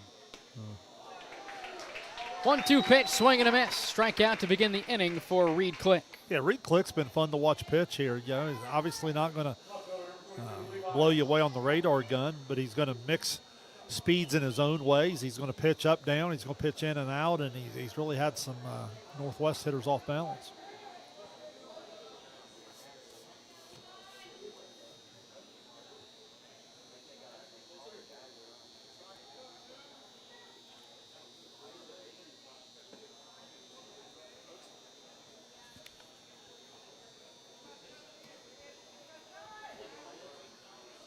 So the left fielder, Levi Shepard, flew out to the center fielder back in the first inning.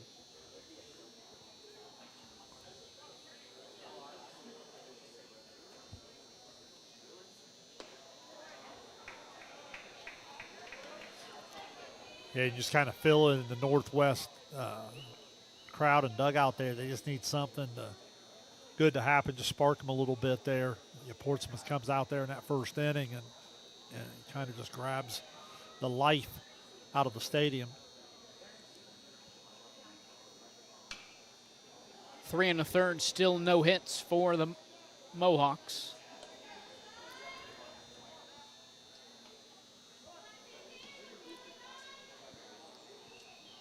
Shane, I don't know if you've ever been down to McDermott, but between the baseball, football, and basketball venues, really great setup down there. Well, and they've just improved over the years. They've done a really nice job. Diving effort up the middle from Roth. Not in time. First hit of the afternoon for the Mohawks. Infield single for Shepard.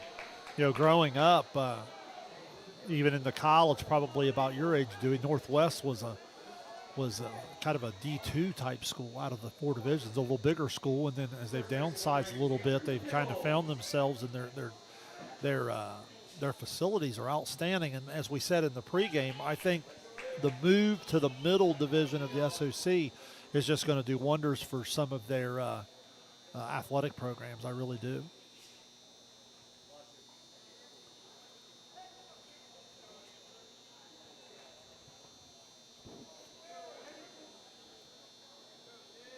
Maybe a base runner to start there. Let's see if they can string some hits together, see if they can get something going.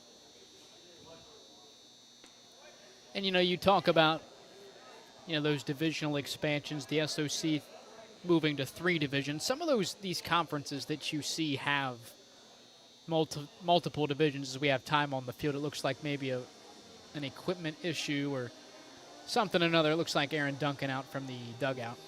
Some of these divisions that you see break up, you know, in our area specifically, you see the Shack split into 2, the SOC split into 3. It seems like the divisions are not only split up by size, but maybe year-to-year competition levels, maybe expected competition levels as well. And the reason I say that is because you look at the SOC 3, you have a team like South Webster that's in there, one of the smaller teams in our coverage area. Northwest, not one of the bigger teams, but definitely bigger than, say, a South Webster in the division lower. And, you know, I would have to talk to some people in those particular conferences, because I think what's really caused the SOC and the Shack some issues is football. You know, with football being at some schools and not being at others, I think that's probably caused some scheduling confusion and so forth. But it's interesting. We talked earlier about in the Shack how soccer and some of those things, both on the boys and girls side, and how that's led to a lot of basketball being played at a high level. It's just kind of interesting to see the culture throughout the areas and how it impacts the programs. You talk about soccer 3-0 on the way. This one fouled off. You mentioned soccer. I believe school we saw earlier tonight, Lynchburg Clay, their girls soccer programs made it to a Final Four last couple of years, I believe. And over the years, it's just relayed right into incredible basketball being played as well. A lot of the same athletes, and as a result, they've struggled in volleyball a little bit, so it's kind of a give and take. There's a good swing.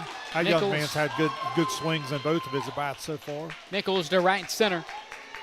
Back-to-back base hits for the Mohawks. A little bit of an opportunity here if they can find a way. But, you know, this is what we're talking about, the free bases. You know, Portsmouth's inability, or I should say ability, to throw strikes and not have the wild pitches and not have some of the things. It's forcing Northwest to string 3 and 4 hits together, just score 1 run, because back-to-back hits, just first and second. So now the catcher, Austin Smith, flew out to right in his lone plate appearance.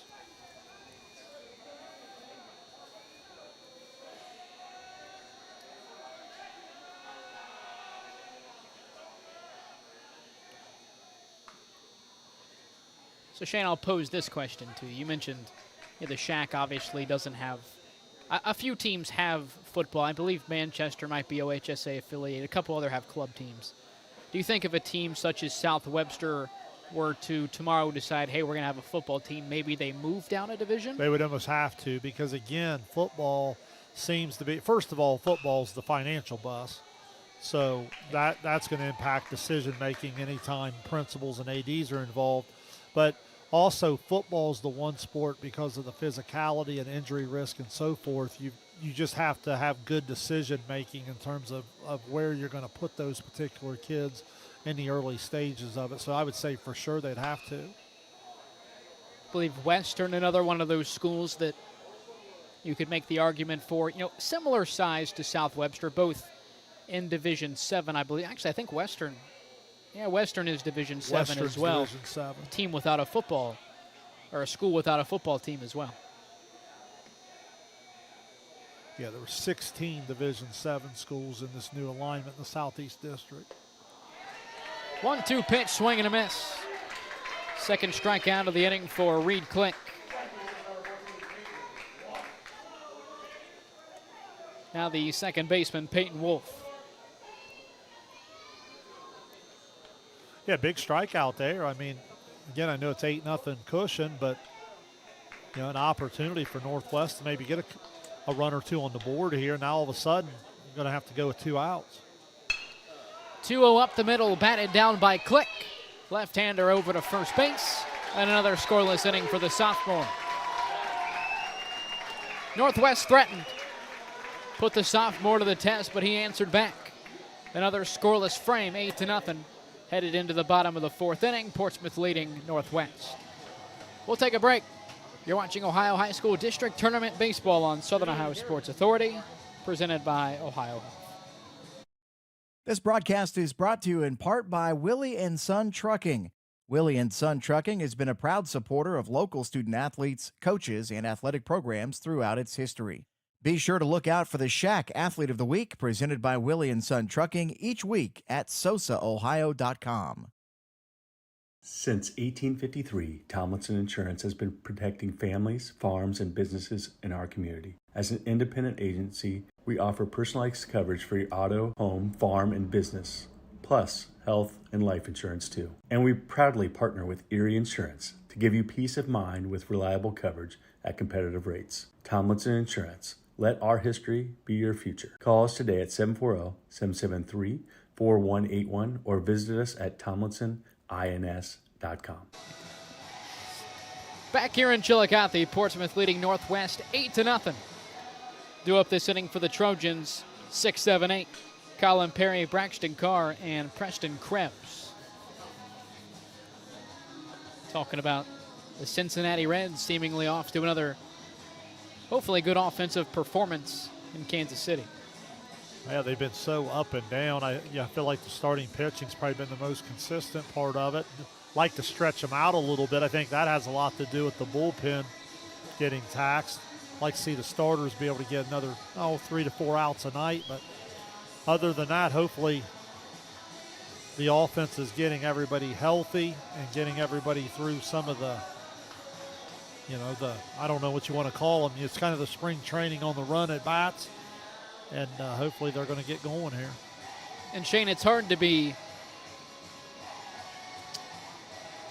to want more from the Reds considering what we've had, just 3 years ago. We're talking about a team that started off like 3-20, but I mean, and especially against a team like the Chicago Cubs, I believe maybe the top 3 in terms of record in the National League. And you're talking about a series that, losing 2 out of 3 to the Cubs, that's not the worst thing, but it's a series that you think, you had opportunities to pull off the sweep.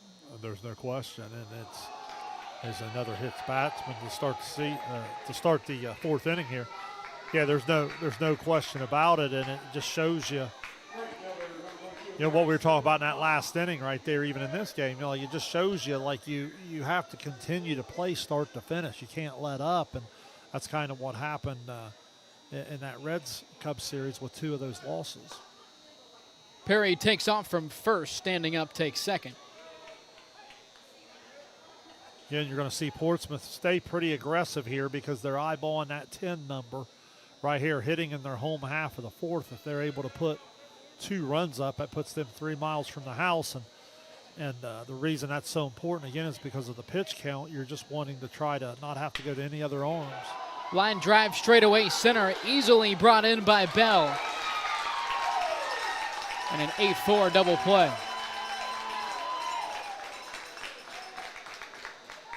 Yeah, just didn't see it off the bat as well. Read it as down and makes for an easy double play, much needed for Northwest there. First pitch swinging. Preston Krebs into foul ground near the fence. Brevin Staggs giving chase, but he's not going to get there. Great job of getting all the way over to the fence. Got there early enough to try to make some good effort there. You think I should make a tweet about Matt McLean? we were talking about it off air. before yesterday's game, I just made a tweet about how, it was another day of Tyler Stevenson, who was the least productive offensively, the least productive catcher for the Reds, getting another start. And I don't know what he finished, but at one point he was 3 for 4 with a home run and 3 RBIs. And today, I believe his first at-bat hits another home run. Yeah, I mean, that might be what he needs. You might just need to pick out a guy a day to see if you can't just jumpstart the Reds' offense. This one popped up shallow left field. Moving towards the line is Shepard, and that'll put a cap on the 4th inning. First scoreless frame defensively for the Mohawks. It's 8-0 after 4. Top of the 5th when we return here in Chillicothe. You're watching Ohio High School District Tournament Baseball on Southern Ohio Sports Authority, presented by Ohio Health. Now here's a little Wendy's menu hack for you. If you want a super fresh, high-quality burger every time, just tell them you want a hamburger. And then they'll give you one right off the grill. Made for you, not waiting on you. No code words required. Every single hamburger, every single time. Okay, so that's not really a menu hack. When it's made fresh every time, gotta be Wendy's.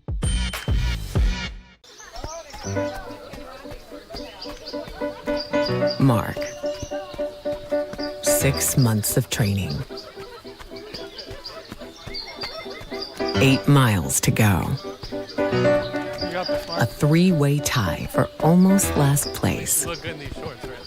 And 3 years since he and his team at Ohio Health left cancer in the dust.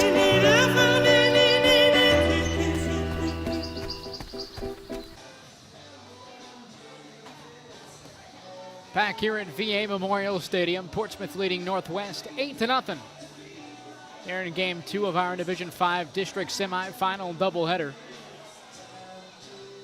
As it stands, all things pointed towards a Portsmouth victory here tonight. But the winner will move on to face Lynchburg Clay Thursday, 7 p.m. at Bob Rim Stadium down at OU.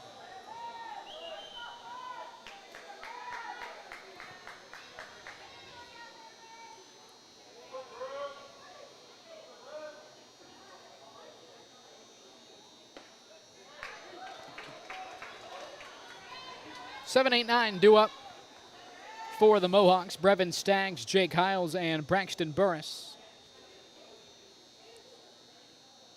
The due up 0 for 3 the first time around.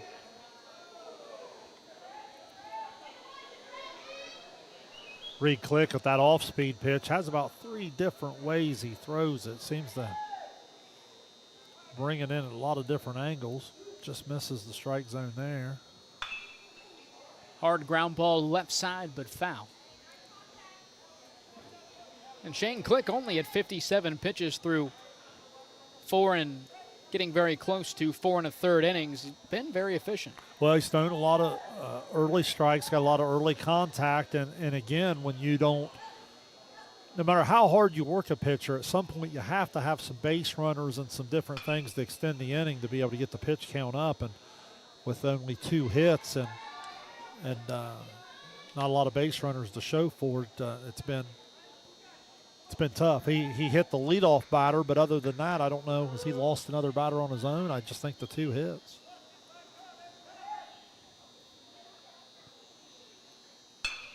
Line drive up the middle, a base hit for Staggs, but he's going to have to hurry to first base. No throw from Williams. Leadoff man aboard for Northwest. I think Staggs played a nice third base tonight. His 3 or 4 chances, done a nice job. Gets a base hit there. Again, if you're Northwest, you just got to keep competing. You've had some opportunities to put 2-3 runs on the board, and this game would feel a little different maybe at 8-3. Now the DH, Jake Hiles. Pick off to first, nearly had Staggs. He's back in safely. Shane, you mentioned the batters that Click may have lost. He has walked and hit Bell at the top of the order as well. But other than that, just well, the then his 3 catcher hits. made the great throw for him on the ball in the dirt. Am I allowed to say ball in the dirt when I'm at the turf? I'll be honest, that's something I think about. I think the principle of it is still there, although it's not practically there.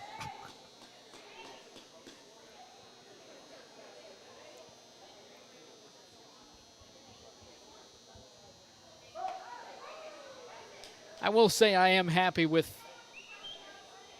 the new development of the turf. They went with a brownish color outside. I wasn't a big fan of the reddish color of the old turf. Although I'm sure at one point that may have been brown. Just over the years, maybe it just fades a little bit.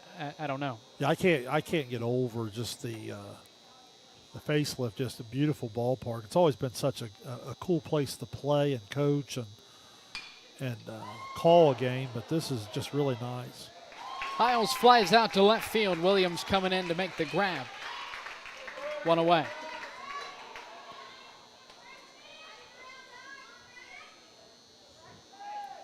There really is nothing else like it in Southern Ohio.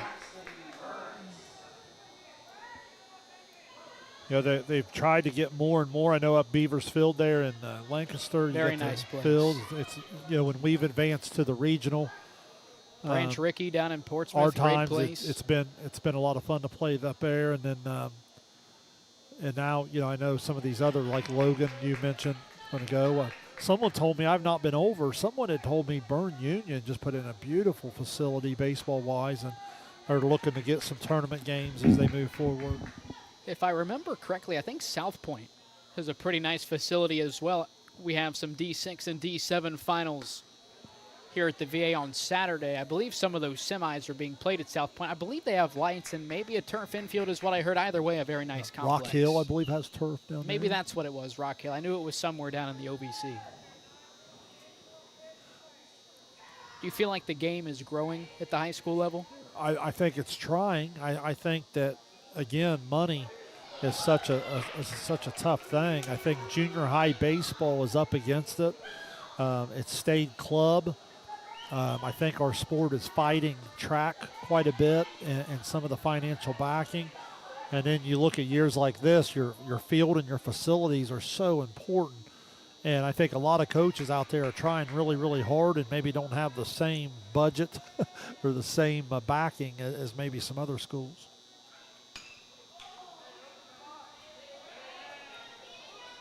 So in your opinion, I'm not going to ask you, the financials of the other high schools or whatever.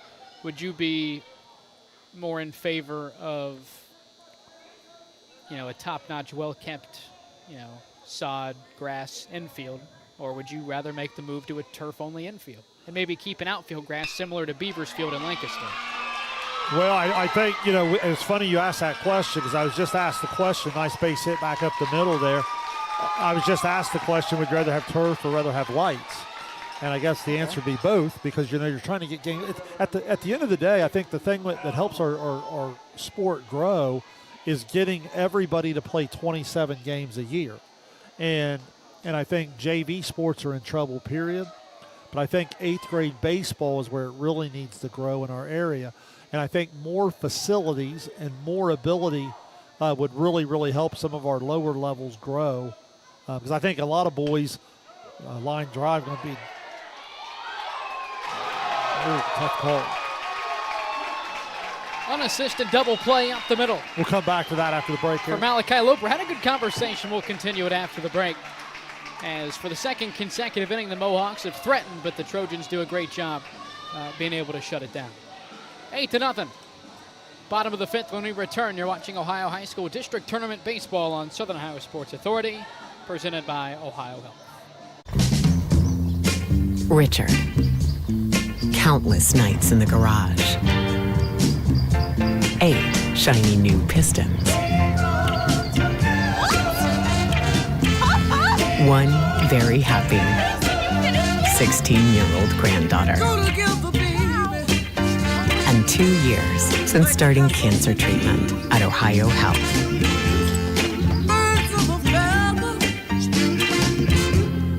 If there's not a Par Mar store near you now, there will be soon. That's the slogan, and that's what we believe at Par Mar stores. From groceries to gas and all the other stuff you need, Par Mar has it. Download the Par Mar app for even more savings, and don't forget the Par Mar rewards card too. We also believe in being a big part of your community, so look for us at the ball game or wherever you are. Shop us today, like us on Facebook, Instagram, Twitter, and remember, if there's not a Par Mar store near you now, there will be soon. Back here in Chillicothe, a 3-hit inning in the top of the 5th. Actually, I believe it was technically a 2-hit inning, but it ended on a really hard hit ball. 2-hit inning for the Mohawks, but unable to bring a run home. A nice double play up the middle, unassisted for Malachi Loper. Due up this inning for the Trojans, 9-1-2. Nick Copley, Jacob Roth, and Cam Williams, with Kingery remaining on the mound for Northwest. Opening offer from Kingery, low and away. So to continue what we were talking about, you mentioned lights or turf. This would be my argument for lights over turf, is that it potentially opens up the door for you to host tournament games, host a doubleheader such as this. And playing at Paint Valley, I know the turf or the grass and dirt itself is very well kept, and opening up to lights, maybe you host a couple district semifinal rounds, maybe bring in some more money, and then maybe you get the turf as well. Well, I think that is the financial part of it and growing. As far as from the playing aspect, I think a lot of kids play up until the age of 12. That ball's hit pretty well. Left center, Nick Copley. The swing and a drive. Nice job by Peyton Bell to rush into the gap to make the grab for allowed out number 1. Yeah, went a long way to get that one. Ball was hit well. It's one of probably the best hit ball of the night in either game. And center fielder playing shallow and makes a nice drop step and goes and gets it. But again, the final point, just to get back to the game, is from at the age of 13, we've got to figure out a way to get more kids playing 13, 14, 15. Junior high baseball needs a lot of help and backing. And then, Legion baseball used to be such a big thing. And now it's a situation where I guess it's a situation where you look and you say with the rules of basketball and football in June, you don't get as much summer baseball. So I really think the junior high age is an age group that we have to attack to try to get more and more kids involved in the game. You have any thoughts about the current state of, we'll say, 12 and under travel youth baseball?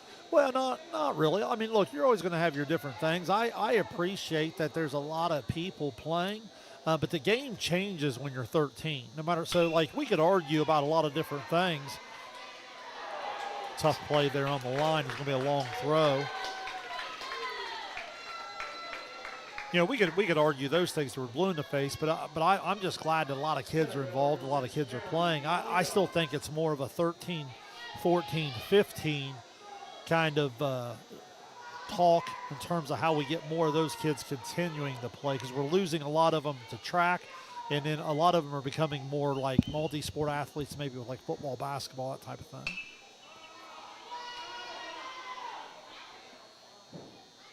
So Jacob Roth aboard with 1 out. The center fielder, Cam Williams. Remember, Portsmouth can end it with 2 runs here. So Northwest has got to start to treat this guy at the plate like a winning run. Williams 1 for 3, singled and drove in a run back in the 3rd inning. 0-1 from Kingery. Roth off from first base, and a successful hit and run as this one trickles into right center. Roth to third. It's runners on the corners with 1 out for J.T. Williams. Well executed. Second baseman left the spot to cover the bag with the runner on the move, and you hit the ground ball right where that person left, and then athletic ability to miss the ball, and a little first to third action, and now look for Portsmouth to move up on the stolen base, and they'd be a base hit away from ending this thing at that point. Cam Williams now the first player between both games with a multi-hit night, as Williams takes off from first in the winning run, now in scoring position.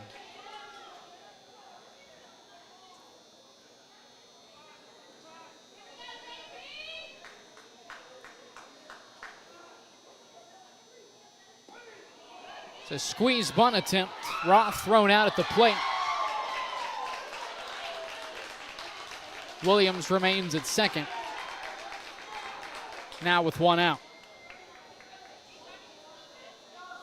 Well, it changes the inning big time in terms of Northwest trying to continue to play on. Now with a chance to get out of it without giving up anything.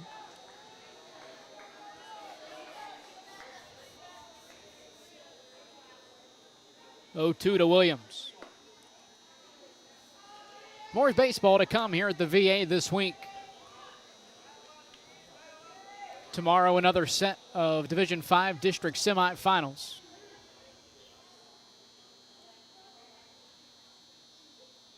1-2 now from Kingry. Lucasville Valley and Fairland facing off at 4 p.m. Wheelersburg and Wellston at 6:30.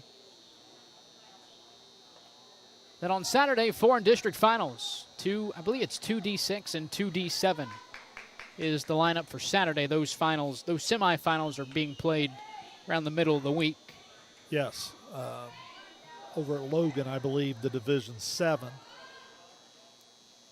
You got South Webster, Fairfield matchup in there, and Racine and Clay will be involved in that. 1-2 pitch. Williams off from second.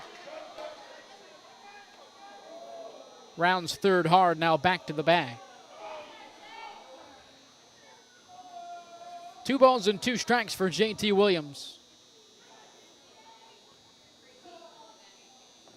If the seeds hold, I believe it would be South Webster Racine. But again, you know how that goes. That's why they play the game. And then in the bottom bracket, if the seeds would hold, maybe Green and White Oak. I knew Green was the 2 seed. I wasn't sure who else was in there. Now, the Green Trimble matchup should be a solid matchup this week to get to that.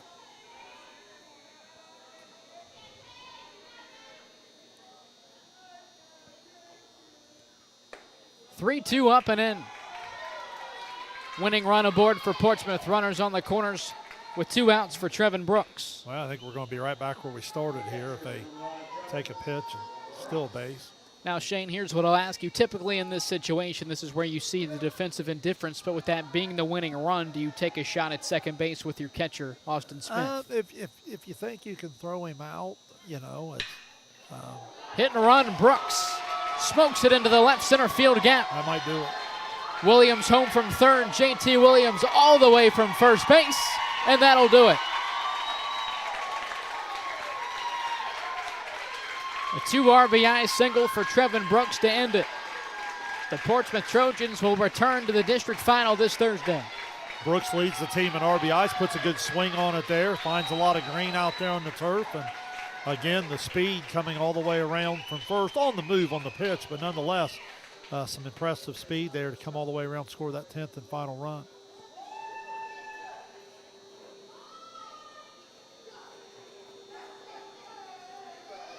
Ten to nothing in 5, our final. It'll be Lynchburg and Portsmouth this Thursday in Athens. 7 p.m. first pitch with a trip to the Sweet 16 on the line. As for now, we'll take a break. You've been watching Ohio High School District Tournament Baseball on Southern Ohio Sports Authority, presented by Ohio Health. Hey everyone, Mike Glockner. I'm Brandon Callahan. Of the all-new Chrysler Dodge Jeep Ram Service Center in Portsmouth, Ohio. We have a $39.95 oil change special going on right now. That includes a free tire rotation and free multi-point inspection. Schedule your appointment online at glocknercdjr@portsmouth.com. Glow Fiber is now in Ohio. And with gig speed fiber internet, we're keeping things real. As in real reliable speeds. Real people who really want to talk to you. Not to mention, real simple pricing. Switch to Glow Fiber today to get real fast, real reliable fiber internet and your first month free. Glow Fiber is here. Welcome to Glow Ohio. Call 1-833-WANT-GLOW or visit glowfiber.com to switch today.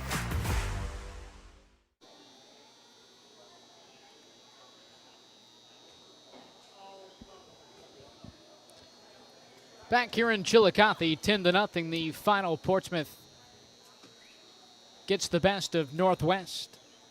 Shane, it should be an offensively based matchup this Thursday as both teams swing the bat really well between Portsmouth and Lynchburg. Well, they do, but you say that, and the thing I would caution people on is the amount of talent that's going to be on the mound in those 2 games. I mean, both teams, I feel like, set themselves up pretty well to put some elite arms on the mound. So you're going to have some really good pitching, really good hitting, and I think whoever is able to survive that one through 7 innings will represent the Southeast District in the Sweet 16 quite well. So we'll quickly go through the box score before some final thoughts here from VA Memorial Stadium. We'll start with Northwest. Not a ton offensively. They did have 4 hits. Levi Shepard goes 1 for 2. Andrew Nichols also 1 for 2. Brevin Staggs thought he played a very well game both offensively and defensively. He's 1 for 2 as well. And Braxton Burris 1 for 2 as well. Struck out in the 3rd, had that single in the 5th inning along with Staggs. And another thing to note is that the Mohawks stranded 4, 2 of them in scoring position. So we saw back-to-back innings. I believe it was the 3rd and maybe 4th innings, or maybe it was the 4th and 5th innings. They threatened. It's kind of similar to Piketon where the opportunity maybe was there. They just weren't able to get that final hit to drive in a couple guys that have gotten on. Certainly felt like Portsmouth was the more talented team, but make no mistake about it, Northwest had an opportunity to score 3-4 runs in this game tonight. And if they were able to do some of that earlier, maybe it's a more competitive game. In the first game, I felt a little different. I felt like Piketon, the gap wasn't quite as big because of Piketon's ability to pitch and defend. But again, once Lynchburg opened that game up, the offensive talent was able to add on a little bit. So I agree with you completely. Lynchburg and Portsmouth, their lineups passed the eye test and the statistical test. I just think the level of pitching that both teams are going to put out there on the mound, runs could still be a little harder to come by than people think. And then offensively for Portsmouth, Jacob Roth, he goes 0 for 1, but did have a sac fly, came around to score after that leadoff walk in the 1st inning. Cam Williams, the only player between the 2 games to have more than 1 hit. He goes 2 for 4, did score once along with driving in a run in the 3rd inning. JT Williams 1 for 1, walked 3 times and came around to score 3 times as well. Trevin Brooks, the powerhouse of the team, he goes 1 for 2, came around to score after a walk in the 1st, and then had the walk-off home run, the walk-off single to knock in the Williams brothers to end it 10-0 after 5. Colin Perry, he went 0 for 1, had a run scored in the 1st inning. Braxton Carr also goes, Braxton Carr went 1 for 2, had that marked down wrong, scored twice as well, and then Nick Copley goes 1 for 2, also had that hard hit fly out to center field that we talked about in the 5th inning, knocked a runner in and scored as well. And then Reed Click, a sophomore, pitched. Now he has 15 innings pitched on the season, and 5 of them came tonight. Allowed 4 hits, also 4 strikeouts. Shane, how important is it to have that guy that, maybe he's not the ace of your team, but he's able to bridge that gap from the sectional final to the district final to where you can keep your guy? We think Leland Skurlock will get the ball on Thursday to keep that guy fresh and ready to go when maybe a little more is on the line. Well, it's huge, and you got to earn your coach's trust throughout the year. A lot of people will call it throwing off, which I get. I guess that is the term in a lot of ways, but, a lot of it is, you need 2 pitchers to win 2 games at least, if not 3. So that's the order the coach has decided to put him out there in, and he was terrific. He threw the ball over the plate. He was able to mix and match his different speeds, and his defense was sharp behind him, and as a result, now you go. The other thing I would throw you do is like, what will the speed factor in that game be? Because, the catcher play on both sides has been really good too. So look for the speed of Lynchburg and the speed of Portsmouth to probably impact in some way, because in terms of just digging in the batter's box and thinking you're going to knock out 9, 10, 11 hits against the level of pitching you're going to see is going to be a lot harder than people think. 10-0 the final here in Game 2 of our Division V District Semifinal doubleheader. The Portsmouth Trojans moving on to face Lynchburg Clay this Thursday down at OU. Bob Wren Stadium. First pitch, 7 p.m. against the Mustangs. More games to come in the Division V District Tournament. Tomorrow afternoon, 4 p.m., Lucasville Valley will be taking on Fairland. And then Wheelersburg will have Wellston in the nightcap. Tomorrow night, we mentioned 4 district finals this Saturday here at the VA as well. So a lot of district baseball to come. Also, the Division III regional tournament will be held here at the VA. I believe that's June 4th and 5th or June 5th and 6th. 5th and 6th, I believe think is what you had sent me, yeah. Some teams in there, Circleville, Miami Trace, to name a few. Fairfield Union might be big enough to be in there as well. We're going to see some terrific pitching this weekend. You mentioned the 4 games on Saturday. Even though those are going to be finals, we're going to see some outstanding pitching. All righty, well, that'll wrap it up for our coverage of Ohio High School baseball this evening from VA Memorial Stadium. For Shane Combs, I'm Dewey Daly saying so long from Chillicothe. You've been watching Ohio High School District Tournament Baseball on Southern Ohio Sports Authority, presented by Ohio Health.